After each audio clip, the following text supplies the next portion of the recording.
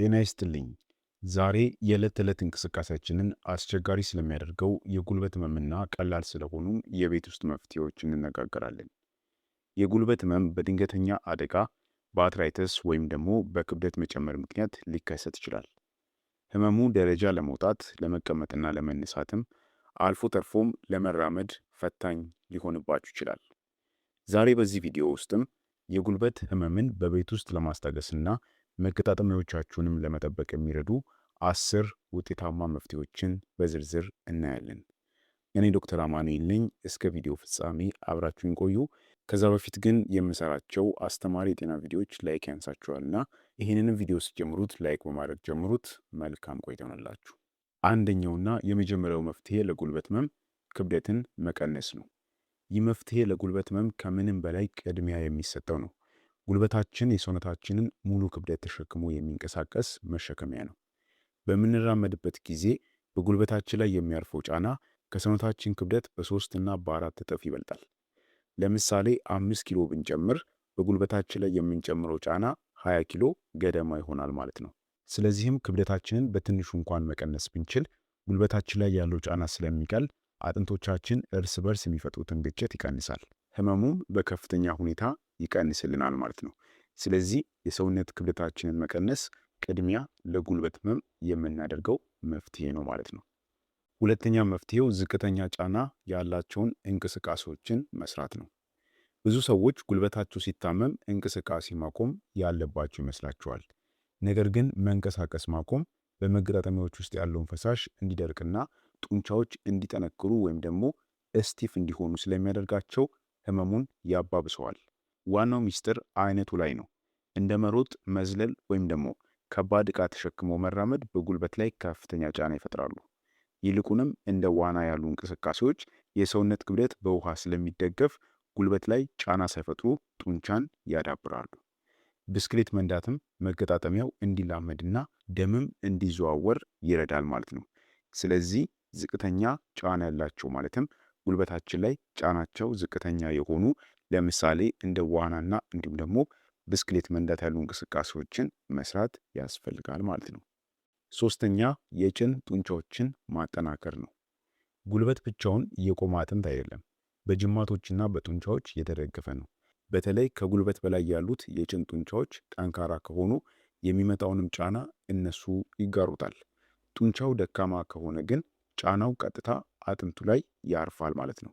ስለዚህ እግርን ቀጥ አድርጎ ወደ ላይ ማንሳት ወይም ደግሞ ቀለል ያሉ የእግር እንቅስቃሴዎችን በማድረግ እነዚህን ጡንቻዎች ማጠናከር ለጉልበት አጥንት እንደ መከላከያ ያገለግለዋል ማለት ነው።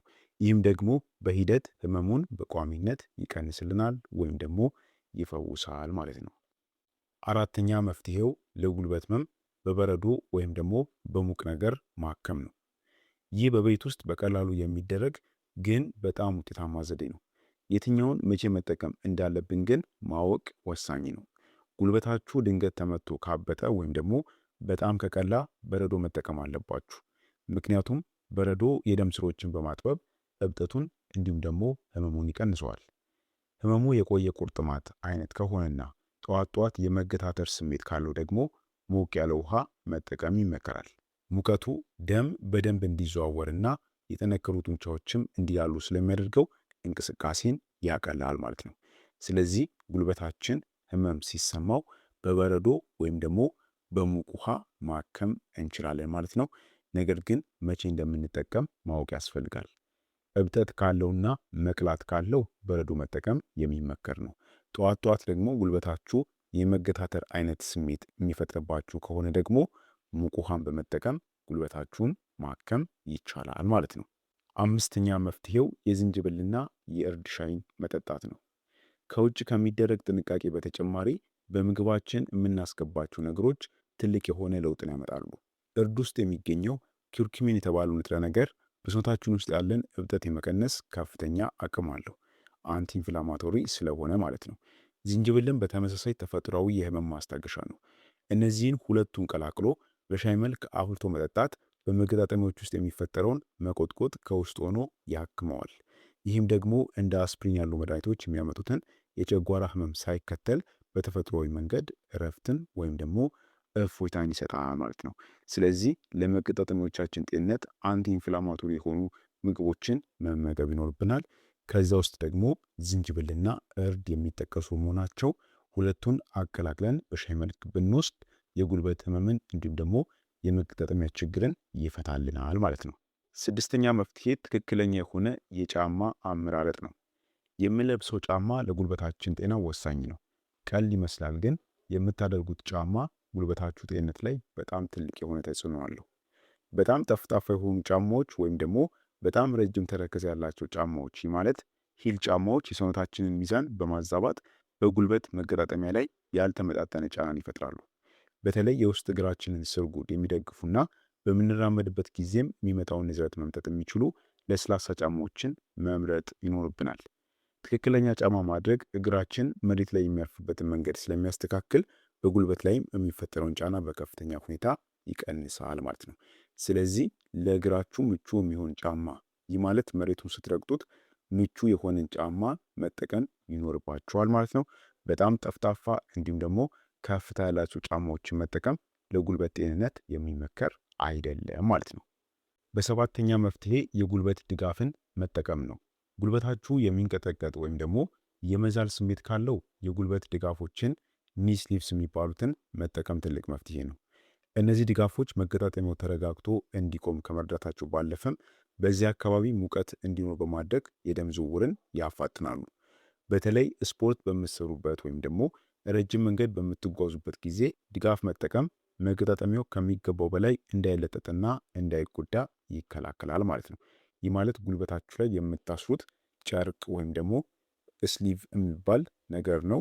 እሱን መጠቀም በምስሉ ላይ እንደምታዩት ማለት ነው። ይህንን መጠቀም ለጉልበታችሁ ህመም በጣም እፎይታን ይሰጥላችኋል ማለት ነው። ስምንተኛ መፍትሄው አቀማመጥንና እንዲሁም ደግሞ የአተኛኘት ሁኔታን ማስተካከል ነው። ብዙዎቻችን ለረጅም ሰዓት ጉልበታችንን አጥፈን እንቀመጣለን። ይህ ደግሞ በመገጣጠሚያ ውስጥ ያለውን ፈሳሽ እንቅስቃሴ በመገደብ ህመምን ይፈጥራል።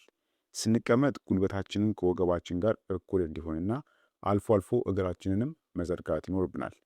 በምንተኛበት ጊዜ ደግሞ የጎንዮሽ ምንተኛ ከሆነ ማለትም በጎናችን ምንተኛ ከሆነ በሁለቱ ጉልበቶቻችን መካከል ትራስ ማድረግ የጀርባና እንዲሁም ደግሞ የጉልበት አጥንቶቻችን ትክክለኛ መስመሩን እንዲጠብቅ በማድረግ ህመሙን ያስታግሳል ወይም ደግሞ ይቀንሳል ማለት ነው። ስለዚህ አቀማመጣችሁን እንዲሁም ደግሞ አተኛኘታችሁንም ማስተካከል ለጉልበት ህመም ፍቱን የሆነ መፍትሄ ነው ማለት ነው። ዘጠነኛ በጣም የሚዘነጋ ግን ደግሞ በጣም አስፈላጊ የሆነ ነገር ነው። በቂ ፈሳሽና ውሃን መጠጣት ነው። የመገጣጠሚያዎቻችን ስስ አጥንት ይህ ማለት ካርቲሌጅ በከፍተኛ ሁኔታ በውሃ የተገነባ ነው። ሰውነታችን ፈሳሽ ሲያጣ በመገጣጠሚያዎቻችን ውስጥ ያለው ቅባት ወይም ደግሞ ፈሳሽ ይቀንሳል። ሳይኖቪያል ፍሉድ የምንለው ማለት ነው። ታዲያ ይህም አጥንቶች እርስ በርስ እንዲፋጩና ህመም እንዲፈጠር ያደርጋል ማለት ነው። በቂ ውሃ መጠጣት መገጣጠሚያዎቻችን በቂ ቅባትና እንዲሁም ደግሞ ለስላሴ እንዲኖራቸው በማድረግ እንደ ማለስለሻ ወይም ደግሞ ሉብሪካንት ያገለግላል ማለት ነው። ስለዚህ ውሃ ጠጡ የሚባለው በጣም ለብዙ ምክንያት ነው። ከዚህ ምክንያቶች ውስጥ አንዱ ደግሞ ለመገጣጠሚያዎቻችን ጤንነት ነው ማለት ነው። ስለዚህ ጉልበታችን አንዱና ዋነኛው መገጣጠሚያችን እንደሆነ ሁሉ ውሃ መጠጣት የጉልበታችንን ጤንነት በከፍተኛ ሁኔታ ይጨምረዋል ማለት ነው። ስለዚህ ውሃ መጠጣት ያስፈልጋል። በአስረኛና በስተመጨረሻ የምነግራችሁ መፍትሄ በቂ ረፍት ማድረግና እንዲሁም ደግሞ ዳርዳሩን ማሸት ነው። ማሸት ሲባል ግር ሊላችሁ ይችላል፣ ምክንያቱም ጉልበት ስለማይታሽ ማለት ነው። ነገር ግን ማሸት ሲባል ዳርዳሩን እንጂ የጉልበት አጥንቱን ማለት አይደለም። ጉልበት ሲታመም ለጥቂት ቀናት ረፍት መስጠት ሰውነታችን ራሱን እንዲጠግን እድል ይሰጠዋል። ከረፍቱ ጎን ለጎን ደግሞ በጉልበታችሁ ዙሪያ ያሉትን ጡንቻዎች ቀስ በቀስ ማሸት የደም ዝውውርን ይጨምራል። ማሸቱ ግን ቀጥታ በአጥንቱ ላይ ሳይሆን በዙሪያው ባሉ ጡንቻዎች ላይ መሆን ይኖርበታል ማለት ነው። እሱንም በቀስታ መሆን አለበት። ታዲያ ለዚህ እንደ ወይራ ዘይት ያሉ ጤናማ ቅባቶችን በመጠቀም ማሸት ጡንቻዎቹ እንዲላሉና ህመሙም እንዲቀንስ ይረዳል ማለት ነው። ስለዚህ ይህም ለጉልበታችሁ ህመም አንዱ መፍትሄ ተደርጎ ይወሰዳል ማለት ነው። ስለዚህ እንግዲህ እነዚህ የተመለከትናቸው 10 መፍትሄዎች በከፍተኛ ሁኔታ የጉልበት ህመምን የሚቀንሱ በቤታችን ማድረግ የምንችላቸው መፍትሄዎች ናቸው ማለት ነው። ታዲያ እነዚህ 10 መፍትሄዎች የጉልበት ህመምን በቤት ውስጥ ለመቆጣጠርና ጤናማም እንቅስቃሴ ለማድረግ ይረዱናል ማለት ነው። ይሁን እንጂ ህመሙ ከአቅም በላይ ከሆነ፣ እብጠቱ ካልቀነሰ ወይም ደግሞ እግራችሁን መሬት ላይ መጫን ካቃታችሁ የግድ ህክምና ማድረግ ይጠበቅባችኋል። ጤናችሁ በእጃችሁ እንደሆነ መዘንጋት የለባችሁም። ዛሬ የምናደርገውም ጥንቃቄ ለነገው ጥንካሬያችን መሰረት ነው። ይህ ቪዲዮ ጠቃሚ ሆኖ ካገኛችሁት ለወዳጅ ዘመዶቻችሁም እንዲደርስ እንዲሁም ደግሞ ሌሎች ጋም ተደራሽ እንዲሆን ላይክ ማድረጋችሁን አትርሱ። እንዲሁም ደግሞ ሼር ማድርጉላቸው። ለሁሉም በጣም ጠቃሚና አስተማሪ ቪዲዮ ስለሆነ ማለት ነው።